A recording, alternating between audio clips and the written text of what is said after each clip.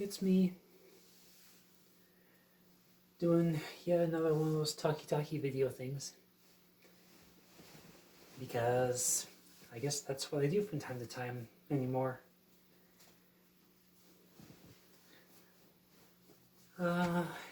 Yeah, so I'm not comfortable here. So I forget when the last time I did any kind of uploading was, so bear with me. I may wind up recounting some things I've already gone over, or it might all be new. I'm not really sure. Yeah, so I'm sitting here. It's Sunday morning, and I guess we're looking at pretty significant snowfall coming in tonight, this evening, into tonight and tomorrow morning, with estimates varying wildly between anywhere from 4 inches to up to a foot of snow. So no matter how you look at it, though, it's going to be a shit-tacular morning tomorrow morning when I try to come home. Not looking forward to that. After having 80 plus degrees for three of the last 4 days, I thought we were going to be all right for a while, but then this snowfall popped into the forecast, and they kept moving it further and further to the west, and now all of a sudden, instead of being on the fringes, now they're saying that we're in the epicenter of it. So yeah, that's great forecasting. I really should have gone into meteorology. You can be wrong 95% of the time and still get paid. So anyway, that's just my start/end of the day. So but in the meantime, we get the continuous rainfall all day long and until it switches over to snow. So yay for more wet ground shit. Like we didn't have enough to deal with as it currently is with the flooding on the river nearby.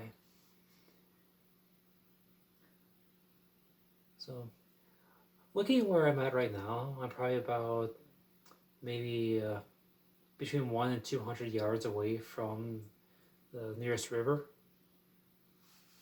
I never really realized how close I was until I started actually looking at the Google Maps of it and realized that I might be about, if my estimate's right, probably about 400 feet from the river if you take a straight shot.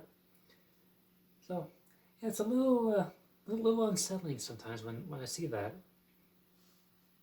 But the flooding that we're dealing with, at least in this town, is about a mile up or down the river, flooding one of the main access points to downtown. So everyone who wants to go downtown has to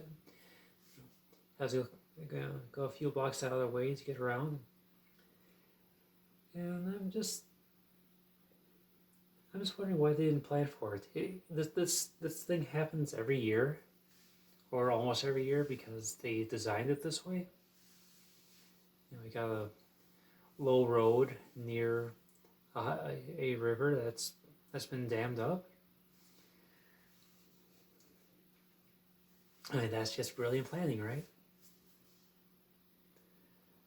Of course, the flip side to that is the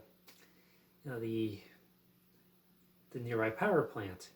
It's hydro, so that makes use of that dam and that river. So I can't bitch too much about it because, well, that's what's got the lights on right now, is that same river. So anyway, yeah, so flooding continues down there. I'm sure it's not going to end anytime soon. And yeah, the last the last flooding forecast I saw showed that, you downstream from us a few miles, it's going to be Thursday before the flood warning is done. So yeah, we're swimming in water. So yay for that, I guess. Kind of, sort of. Yeah. So anyway, that I hope that doesn't give away too much of my information, but flooding in these parts seems to be pretty common right now. So at least we're not alone. Like I say, I was really enjoying those last few days with the 80+ degree temperatures that we had. It gave me an excuse to break out my shorts for a couple days. Not that I'm actually confident enough with these legs to make public appearances, but that is beside the point. At least I got to make sure that they still fit.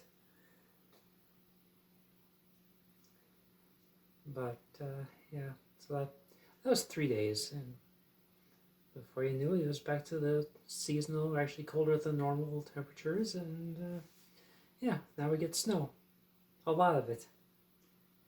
So, go Midwest springtime.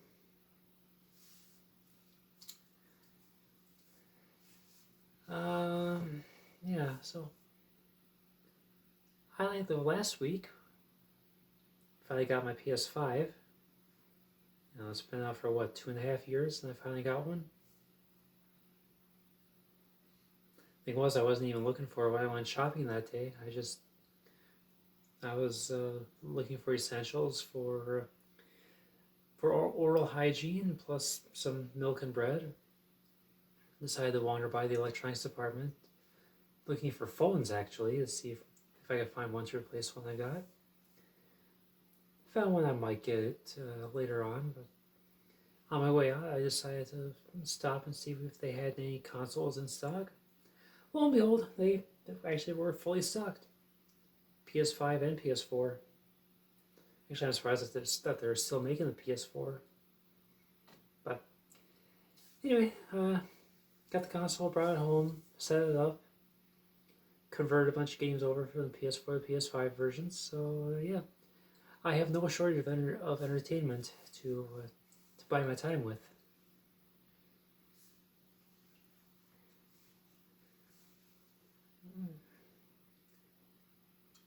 I don't know. I feel like my voice is kind of falling flat today. Like it's not a high enough octave, but I'm speaking naturally, so I'm not sure if this is a good sign or a bad sign. Really, I don't know. I'm just I'm feeling things out right now, and still trying to find my voice. I mean, literally finding my voice. I think I've mostly got it dialed in at this point, where it's pretty close to what you're hearing now. Maybe I want to push it a little bit higher, but if I go much higher than what I've got right now, I'm gonna risk a lot of strain on my vocal cords. So it's all about tempering your expectations, to which I really didn't have any especially high ones, but more progress is always good. Anyway, yeah, so part of the reason why I was just homebound for the previous 3 days before yesterday was full disclosure, I was in no state mentally or emotionally to do anything or go anywhere.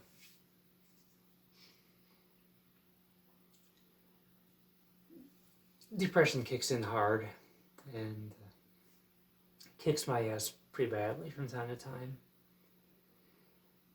And it just so happened that coincided with the news about the happenings in Missouri with the Attorney General down there. And well, being an excessive worrier, as well as being trans and already being concerned about the future of our healthcare access, seeing what the people of Missouri are about to face, at least the trans community down there, it broke my heart. It also left me feeling like, this war machine, for lack of a better term, that's being run by the Republicans. I mean, what's going to happen should they take the White House in 2 years? Or, yeah, it's 2 years now, almost. So what happens when they have uncontested authority between, they'll have Congress, they'll have the White House, they'll have the Supreme Court, and then, what's going to happen if, they decide that, hey, let's have a federal ban on all transgender care, the gender affirming care that we've become so reliant on. Basically that goes into play, and then my days are numbered unless I'm able to get in and get my surgeries taken care of between now and the elections and the swearing in of those officials. Otherwise, I'll be sunk. Because they're a group of people that if you're not like them, then somehow you're seen as less than human, and you're worth nothing to them. Your only purpose is to be a scapegoat, and to have rules and restrictions, and to be further marginalized and reviled because you're different, because you're something that they don't understand.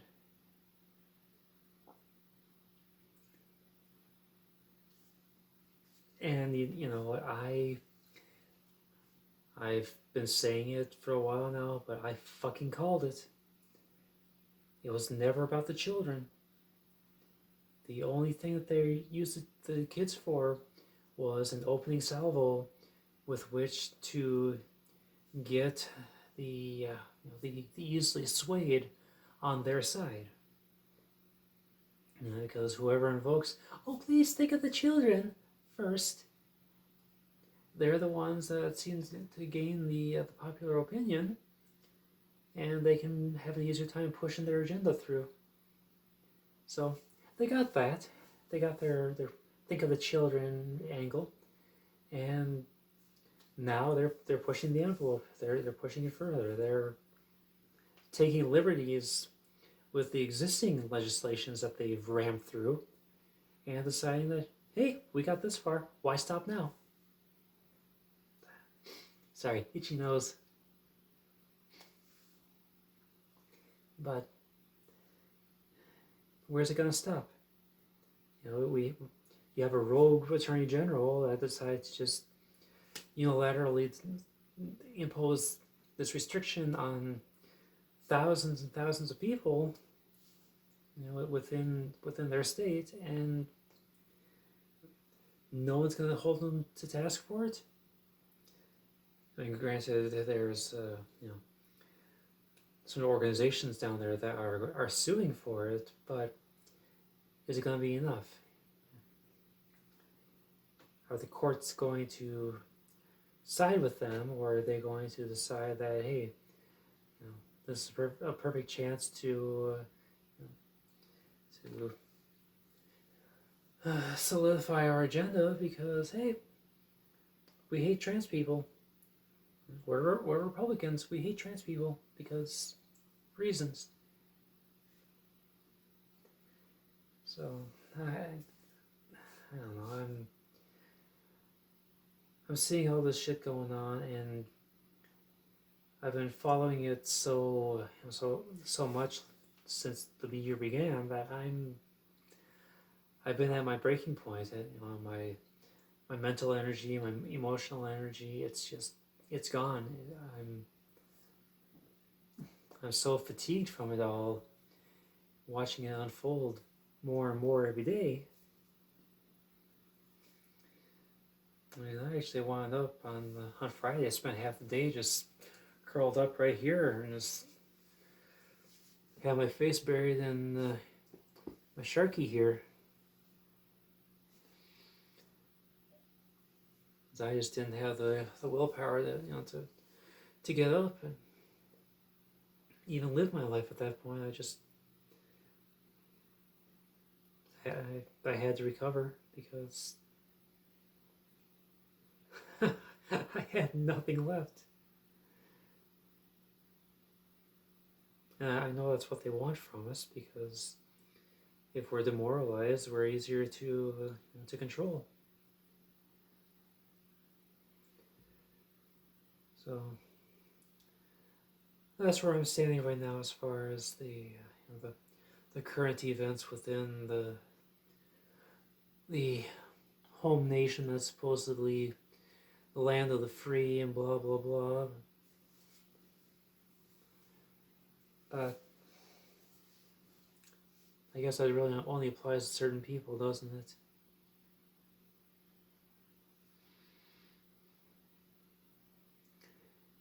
And before I move on, I know there's going to be people out there that counter, oh, well, it's just safeguards in place to make sure that we actually need the care.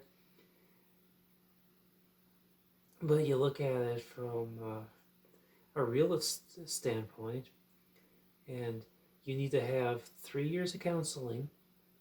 You need to be free and clear of any kind of mental condition such as depression before you can get started on your care.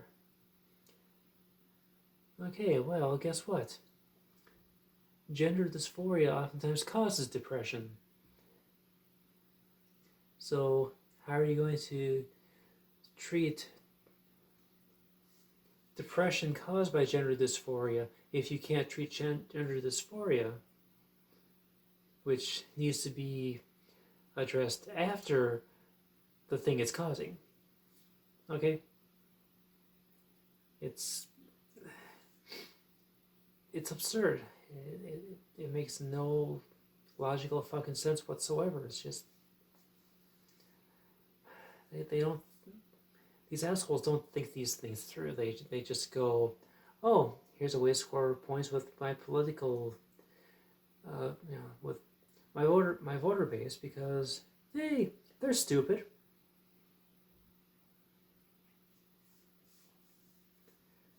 So, yeah, that's where I've been at lately, you know.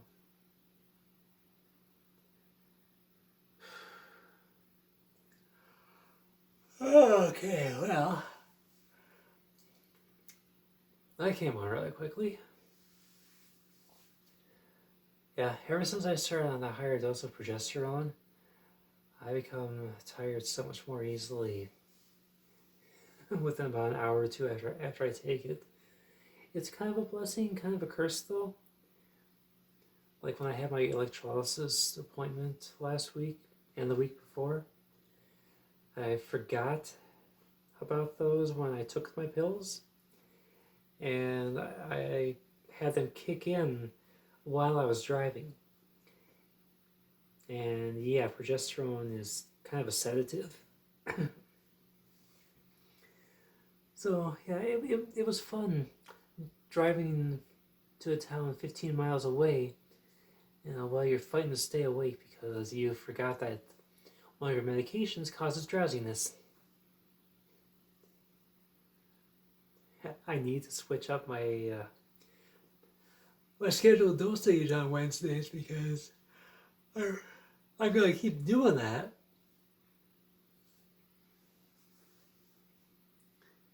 And I know one day I'm not gonna be so lucky, you know.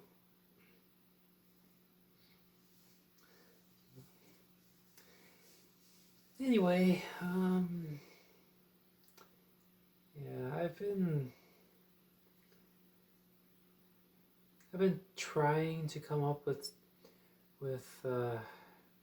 ways to get around this writer's block I've got, and it's not that I'm trying to do anything specific, but I want to get back into the writing that I used to do. Problem is, every time I pick up the notebook and a pen, my mind goes blank, and I'm just sitting there tapping the pen against the notebook for 20 minutes at a time, just going, okay, what do I put to this page? And I don't really care if it's part of my storytelling that I was working on some years back, or if it's journaling or writing a letter. I kind of want to do a little bit of everything as far as that goes, but I lose all focus and all ability to zero in on one topic. And I'm just like, yeah. So, I don't know. I'm frustrated by it. I'm certain that a lot of it is just because I'm so out of practice, because I haven't done it for so long. I mean, the Marexa story that I wrote, God, what was that? 4 years ago I finished the first draft. Haven't touched it since, even though I know I need to pad out the story and really make it something more than just the short story that it was. But at the same time, I'm also looking at it from the perspective of, the title character, Marexa. She was a reflection of me at the time when I wrote her. And as I've changed over the last couple of years since I started my hormone therapy, I see a lot of differences between myself and her now that didn't exist 4 years ago, even 2 years ago, before I started my hormone replacement. I'm not quite as temperamental as I was back then, so, and that was a big part of her character, was the short temper, the extreme aggression that she she carried with her. Now that's really not so much a part of my inner self anymore. So it's just things like that I have to go back, and if I want to really retool the story, I have to factor those things in, because I don't think I could really write the character as she was and do her justice anymore, with not being as in tune with her. But I don't know. There was this whole thing actually started. It's kind of a little tangent here, but I started this whole story concept about what was it, 11 years ago. Yeah, it was around the beginning of 2012. I conceptualized the story, or at least the basic premise of it. And really, what I wanted to do was write a story surrounding 3 different characters. And Rex's story was the first one, and then I had a secondary character that I was working on, whose story would take place about 15 years later. Same setting, same landscape, but just 15 years later. And then there would be a third one that would take place probably about maybe 2 years after the fact, after that second story. So the whole concept I had for this was, story one, you know, which was, you know, the one that I was working on and actually had the first draft finished, was I would, throughout the course of the story, Marex actually did meet the second and third characters. You know, you know she herself was in her late teens. Meanwhile, the other two characters were, they were just kids, you know, impacted by her choices. And the second character, uh, his arc was going to be influenced directly by some things that he witnessed from her, which would inspire him to become something else. And throughout his time, he would wind up meeting the third character, where the two of them would team up and close out the story that in the time frame 15 plus years later. So I don't want to give too much away, but it was an idea that I had where where things are going to work out as from point time skip point B point C, and hopefully wrap everything up. Unfortunately, I've been really slacking on that whole idea, and truth be told, much of that is just because I spend so much time with my gaming. And in recent years, it's been also a lot of time because the cat distracts me when I try to get productive. So yeah, I blame the cat. No, not really. I mean, I kind of do, because I do have to kind of consider where she is at when I try to sit down and start writing, because she's very attention whorish. But it's really up to me in the end. It's all on me that I haven't gotten it done yet. I haven't gotten it. Actually, I barely started. I don't know. I gotta work on it. Hopefully I get it finished before I reach retirement age. Which, at this rate, it's still not gonna happen. Yeah, so anyway. I was just looking at my notebooks last night and realizing that I haven't added anything to them in so long that I've gotten rusty.